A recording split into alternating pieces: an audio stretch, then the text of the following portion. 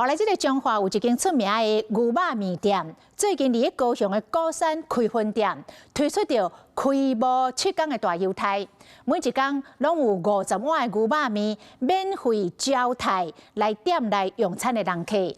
因为店内只有20个座位，所以有真侪人是伫外口透大日头在排队。牛肉汤头甲面条，安尼就是一碗好食的牛肉面。大家伫排咧唔惊晒日头，因为这碗牛肉面头家是免费招待。觉得这样子晒太阳，然后排这样子划得来吗？还不知道，没吃过。没吃过。对啊，好吃的话应该就划得来吧。在菜上面看到。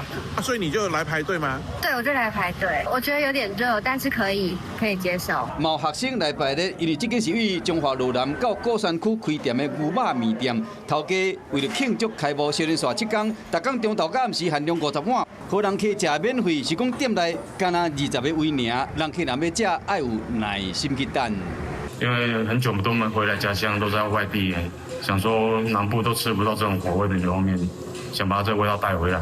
在凤山车头附近的牛肉面店，有真侪人，因为头家真大方，有5片真厚的肉，甲有青菜牛肉面。点啊有啊！这一碗只要50块。这无得食的，即马高雄市、凤山市拢差不多一碗拢爱百几块啊。头家的初衷可能就是讲，就是要卖较俗的，赚较少的，无要紧啦。同款伫凤山这间牛肉面，无论是汤面还是大面，一碗拢85块，人气嘛真好。以前就这么便宜，他原本是从其他地方搬过来的。因为这间店伫学区，所以讲业者表示讲，嘛用较实在的介绍，和学生啊食会饱以外，滋味无拍折，所以讲有真侪老主顾。